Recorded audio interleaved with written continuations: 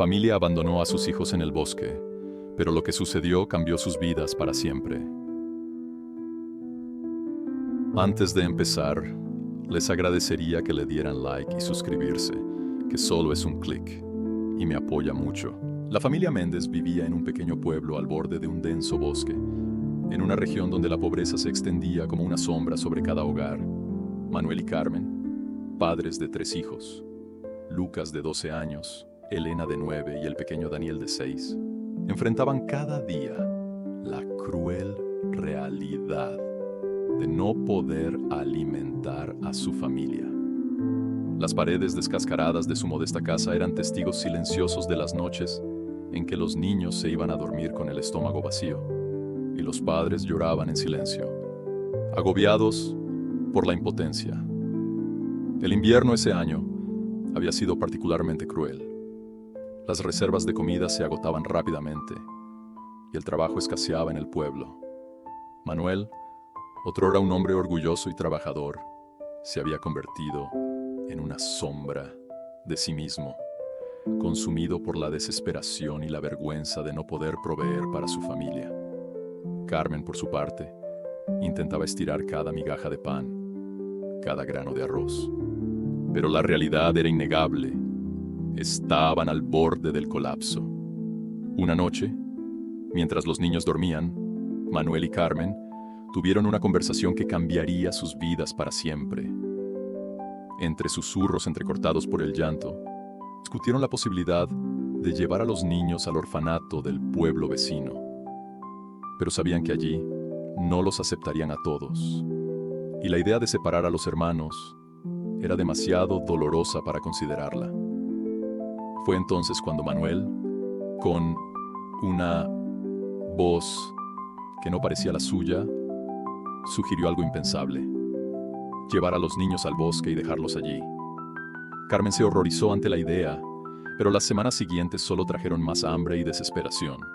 Poco a poco, la terrible sugerencia comenzó a parecer la única salida. Se convencieron a sí mismos de que los niños tendrían una mejor oportunidad de ser encontrados y llevados a un lugar donde pudieran ser alimentados y cuidados adecuadamente. Un día de principios de primavera, cuando el bosque comenzaba a despertar de su letargo invernal, Manuel anunció a los niños que irían de excursión. Lucas, el mayor, notó algo extraño en la voz de su padre, pero el entusiasmo de Elena y Daniel era contagioso. Carmen preparó una pequeña bolsa con el poco pan que les quedaba y algunas mantas, tratando de contener las lágrimas, mientras abrazaba a cada uno de sus hijos antes de partir. El camino hacia el bosque fue silencioso, interrumpido solo por las ocasionales preguntas emocionadas de Daniel sobre los animales que podrían ver. Manuel caminaba adelante, con los hombros caídos bajo el peso de su decisión, mientras los niños lo seguían, ajenos al verdadero propósito de esta excursión. Cuando se adentraron lo suficiente en el bosque, Manuel sugirió que descansaran.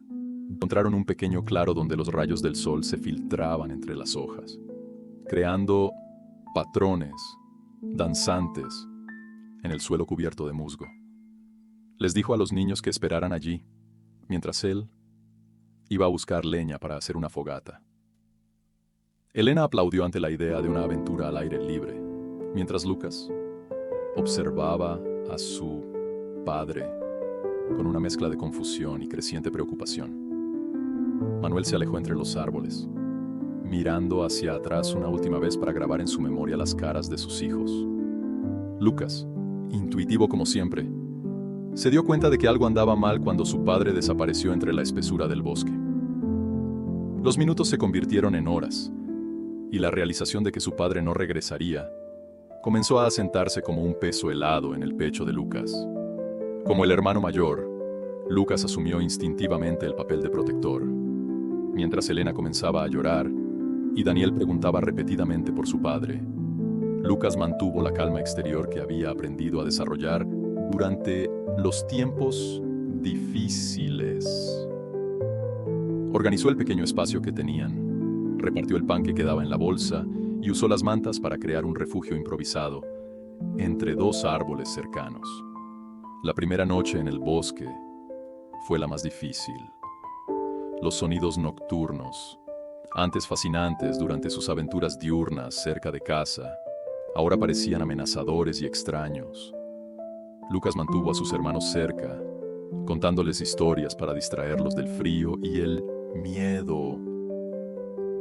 Elena, siempre la optimista, sugería que quizás todo era un juego elaborado y que sus padres vendrían a buscarlos en la mañana. Daniel se quedó dormido llorando, aferrado a la manga de la camisa de Lucas. Los días siguientes fueron un ejercicio de supervivencia y adaptación. Lucas recordó las lecciones que su padre le había enseñado sobre el bosque durante sus escasas excursiones de caza. Identificó bayas comestibles y aprendió a tender trampas simples para conejos. Elena, demostrando una resiliencia sorprendente, se convirtió en la recolectora de la familia, con un ojo agudo para encontrar hongos y raíces comestibles. Incluso el pequeño Daniel encontró su papel, siendo capaz de meterse en espacios pequeños para recuperar huevos de los nidos bajos. A medida que pasaban los días, los niños establecieron una rutina. Construyeron un refugio más permanente usando ramas caídas y hojas, creando un espacio que, aunque rudimentario, les proporcionaba cierta sensación de hogar. Lucas se aseguraba de mantener siempre un fuego encendido, recordando las advertencias de su padre sobre la importancia del calor y cómo el humo podría atraer la atención de posibles rescatadores. Elena, que siempre había sido una niña imaginativa, comenzó a crear historias elaboradas sobre su situación. En su mente, no eran niños abandonados, sino valientes exploradores en una misión especial. Esta fantasía ayudaba a mantener el ánimo de Daniel, quien gradualmente dejó de preguntar cuándo volverían sus padres. Sin embargo, las noches eran los momentos más difíciles. Cuando sus hermanos menores dormían, Lucas permitía que sus propias lágrimas cayeran silenciosamente.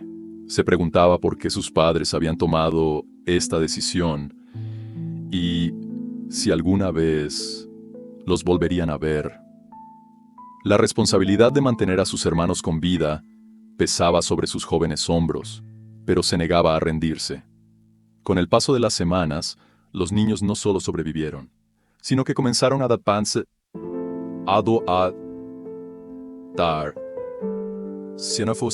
a su nuevo entorno.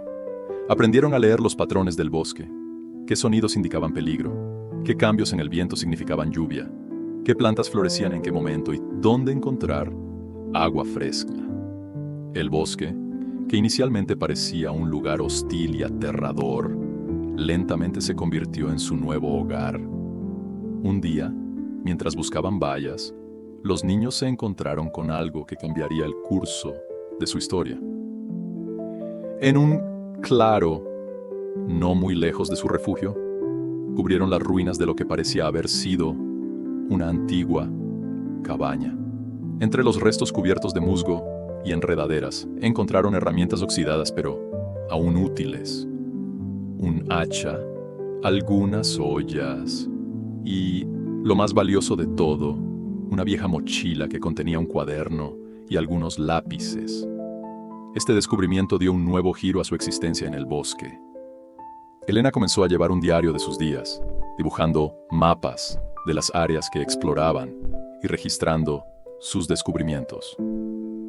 Lucas usó el hacha para mejorar su refugio, construyendo una estructura más sólida que los protegía mejor de los elementos. Daniel, inspirado por los dibujos de Elena, comenzó a crear pequeñas esculturas con ramas y piedras, dando vida a los personajes de las historias que su hermana inventaba. A medida que el verano avanzaba, los niños desarrollaron habilidades que nunca hubieran imaginado poseer. Lucas se convirtió en un experto rastreador, capaz de seguir el rastro de animales y encontrar los mejores lugares para cazar y pescar. Elena desarrolló un conocimiento enciclopédico de las plantas del bosque, sabiendo exactamente qué podían comer, qué podían usar para medicina y qué debían evitar. Daniel, aunque todavía pequeño, demostró ser sorprendentemente hábil para encontrar recursos en los lugares más inesperados. Sin embargo, bajo su creciente capacidad para sobrevivir, los niños llevaban cicatrices emocionales profundas. En las noches tranquilas, cuando el único sonido era el crepitar del fuego y el suave ulular de los búhos, hablaban sobre sus padres. Se preguntaban si los extrañaban, si se arrepentían de su decisión, si alguna vez los habían buscado. Elena mantenía la esperanza de que algún día regresarían por ellos, mientras que Lucas, más pragmático, se concentraba en asegurarse de que pudieran valerse por sí mismos. La relación entre los hermanos se fortaleció de una manera que solo la adversidad puede forjar. Se convirtieron en una unidad inseparable, cada uno complementando las fortalezas y debilidades de los otros. Cuando Elena tenía pesadillas, Lucas y Daniel dormían a su lado, formando un escudo protector contra los terrores nocturnos. Cuando Lucas se sentía abrumado por la responsabilidad, Elena sabía exactamente qué historia contar para levantarle el ánimo. Y cuando Daniel extrañaba demasiado su antigua vida, sus hermanos organizaban pequeñas aventuras para distraerlo. A medida que el tiempo pasaba, el bosque reveló más de sus secretos a los niños. Descubrieron un pequeño arroyo no muy lejos de su refugio, que no solo les proporcionaba agua fresca, sino también peces. Encontraron un árbol hueco que convirtieron en su almacén, donde guardaban las provisiones que recolectaban para los días difíciles. Incluso comenzaron a reconocer y a ponerles nombres a algunos de los animales que frecuentaban su territorio. Pero el destino tenía otros planes para los hermanos Méndez. Y pronto, su vida en el bosque daría un giro inesperado. A medida que, una mañana de otoño, cuando las hojas comenzaban a teñirse de dorado y rojo, la rutina de los hermanos Méndez se vio interrumpida por un sonido que no habían escuchado en meses. Voces humanas. Al principio, Lucas pensó que era su imaginación jugándole una mala pasada, pero cuando Elena y Daniel también las oyeron, supo que era real. Su primer instinto fue esconderse. Después de todo, el bosque era ahora su hogar, y los extraños representaban una amenaza potencial. Desde su escondite entre los arbustos, observaron a un grupo de personas que se movían por el bosque de una manera que les resultaba extraña. Vestían uniformes verdes y llevaban equipos que los niños nunca habían visto. Elena, siempre curiosa, notó que parecían estar buscando algo, tomando muestras de plantas y suelo, haciendo anotaciones en tabletas electrónicas. Lo que los niños no sabían era que se trataba de un equipo de biólogos y conservacionistas que habían venido a estudiar un fenómeno inusual en el bosque. En los últimos meses, se habían reportado avistamientos de una especie de planta que se creía extinta desde hacía décadas. Los científicos estaban intrigados por los informes y habían obtenido permiso para realizar una investigación exhaustiva del área. Mientras los hermanos observaban, uno de los científicos, una mujer de mediana edad llamada doctora Isabel Vega, se separó del grupo y se acercó peligrosamente a su escondite. En su búsqueda de especímenes, casi tropieza con una de las trampas para conejos de Lucas. Su sorpresa fue mayúscula cuando, al examinar la trampa más de cerca, se dio cuenta de que estaba ingeniosamente construida y recientemente utilizada. La doctora Vega llamó a sus colegas, y pronto todo el equipo estaba examinando el área con renovado interés. Encontraron más signos de habitación humana, pequeñas herramientas hechas a mano, restos de fogatas cuidadosamente contenidas, y lo más sorprendente, un sistema de marcas en los árboles que parecía un método de navegación. Los niños, mientras tanto, estaban divididos sobre qué hacer. Lucas insistía en que debían mantenerse ocultos, pero Elena argumentaba que estas personas podrían ayudarlos. Daniel, sorprendentemente, fue quien tomó la decisión por todos. Sin previo aviso, salió de su escondite, atraído por el equipo brillante que llevaban los científicos. El encuentro inicial fue caótico. Los científicos estaban atónitos de encontrar niños viviendo solos en el bosque, y los niños estaban both asustados y fascinados por estos extraños que habían invadido su territorio. La doctora Vega, que resultó tener un don para tratar con niños, logró ganarse su confianza gradualmente. A medida que los hermanos Méndez relataban su historia, los científicos se dieron cuenta de que estaban ante algo extraordinario. No solo habían sobrevivido solos en el bosque durante meses, sino que habían desarrollado un conocimiento profundo y único del ecosistema local.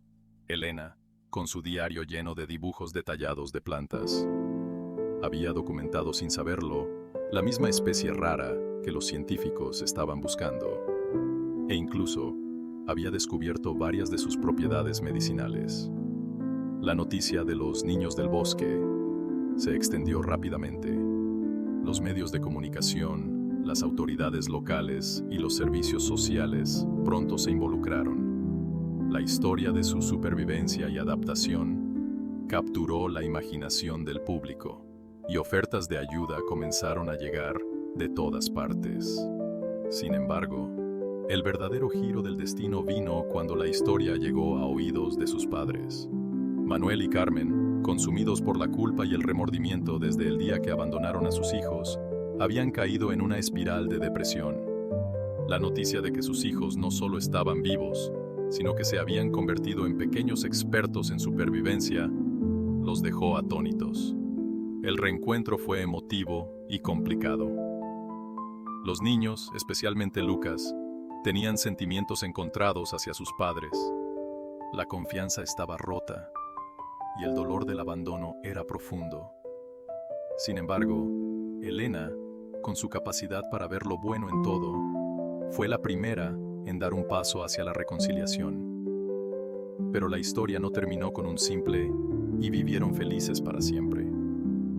La doctora Vega y su equipo, reconociendo el conocimiento único que los niños habían adquirido, propusieron algo revolucionario.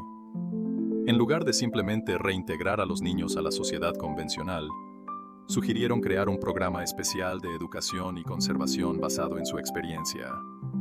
Así nació el Proyecto Bosque Vivo, un innovador programa educativo donde los hermanos Méndez, junto con científicos y educadores, enseñaban a otros niños sobre la vida en el bosque, la conservación y la supervivencia. El antiguo territorio de los niños se convirtió en un área de investigación y educación, donde su refugio se preservó como un testimonio de su increíble historia. La noticia de los niños del bosque se extendió rápidamente. Los medios de comunicación, las autoridades locales y los servicios sociales pronto se involucraron. La historia de su supervivencia y adaptación capturó la imaginación del público, y ofertas de ayuda comenzaron a llegar de todas partes. Sin embargo, el verdadero giro del destino vino cuando la historia llegó a oídos de sus padres. Manuel y Carmen, consumidos por la culpa y el remordimiento desde el día que abandonaron a sus hijos, habían caído en una espiral de depresión.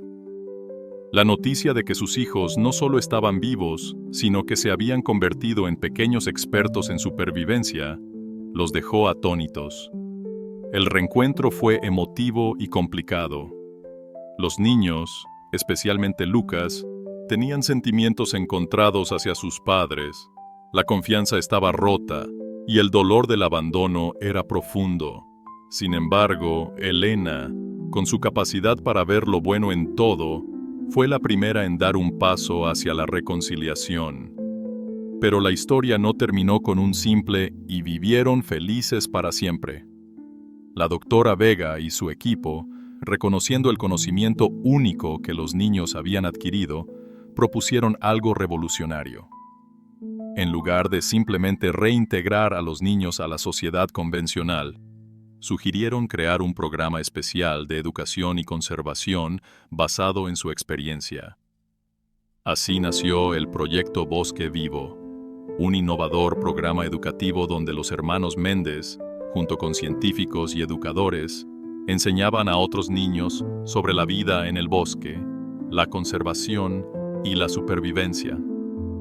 El antiguo territorio de los niños se convirtió en un área de investigación y educación, donde su refugio se preservó como un testimonio de su increíble historia.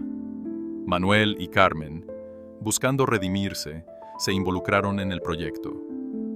Manuel utilizó sus habilidades de carpintería para ayudar a construir instalaciones educativas respetuosas con el entorno, mientras que Carmen, inspirada por la conexión de sus hijos con la naturaleza, estudió botánica y se convirtió en una de las educadoras del programa.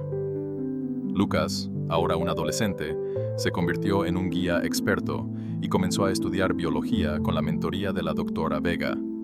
Elena, con su don para la ilustración y su conocimiento de plantas, colaboró en la creación de una guía ilustrada de flora local, que se convirtió en una referencia para botánicos de todo el mundo. Daniel, el menor, desarrolló un programa especial para niños pequeños, enseñándoles sobre la naturaleza a través del juego y la exploración. La historia de los hermanos Méndez inspiró un cambio en la comunidad local. El pueblo, que una vez había sido sinónimo de pobreza y desesperación, se transformó gradualmente en un centro de ecoturismo y educación ambiental. Las familias que antes luchaban por sobrevivir encontraron nuevas oportunidades de trabajo en el proyecto y las iniciativas relacionadas. Pero quizás el cambio más profundo fue en la relación entre los niños y sus padres. A través del trabajo conjunto en el proyecto Bosque Vivo, encontraron una forma de sanar las heridas del pasado. No fue fácil y hubo muchas conversaciones difíciles y lágrimas, pero poco a poco construyeron una nueva clase de familia, una forjada no solo por la sangre, sino por una comprensión compartida de la supervivencia, el perdón y la renovación. En una ironía del destino, el bosque, que debería haber sido el fin de los hermanos Méndez, se convirtió en su salvación y en el catalizador de un cambio que afectó a toda una comunidad. La tragedia de su abandono se transformó en un testimonio del espíritu humano y de la capacidad de encontrar luz en la oscuridad más profunda. Años después, cuando Lucas, ahora un reconocido biólogo, fue entrevistado sobre su experiencia, reflexionó: el bosque nos enseñó que a veces, cuando pierdes todo, es cuando realmente encuentras tu camino. Nos quitó nuestra antigua vida, pero nos dio un propósito y una conexión con la naturaleza y entre nosotros que nunca hubiéramos